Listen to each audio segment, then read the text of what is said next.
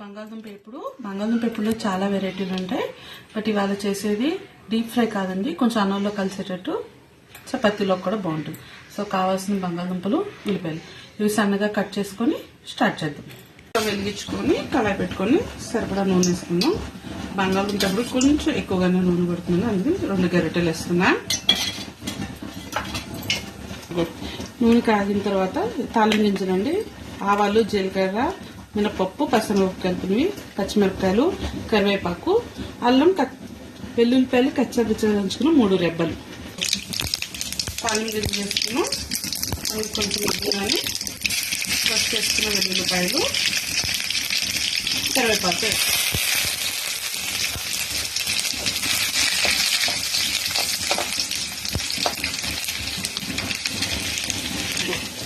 తాలింపు గింజలు మగ్గిపోయినాయి. ఇప్పుడు పచ్చిమిరపకాయలు,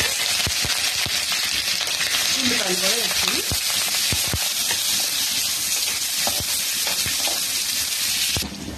ఉల్లిపాయలు చక్కగా దగ్గరికి మగ్గిపోయినాయండి. ఇప్పుడు కట్ చేసుకున్న బంగాళదుంపలు వేసుకుందాం.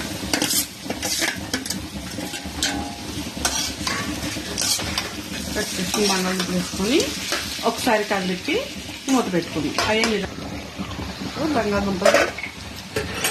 బంగాళదుంపలు లైట్ గా మగ్గాయి.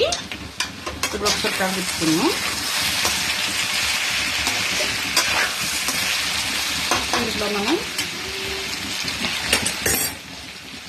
సరిపడ పసుపు,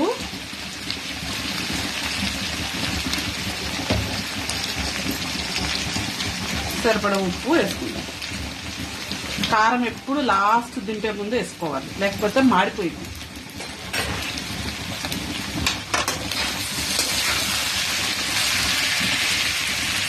ఒకసారి కలుపుకొని మూత పెట్టండి.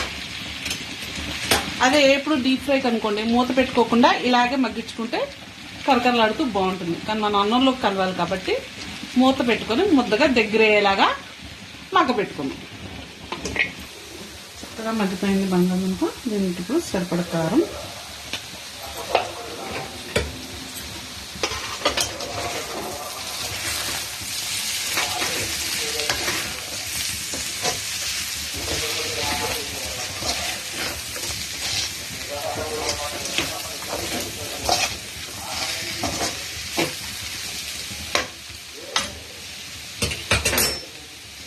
కొంచెం చిటికెడు ధనియాల పొడి, ఎక్కువ వేయక్కర్లేదు మసాలా.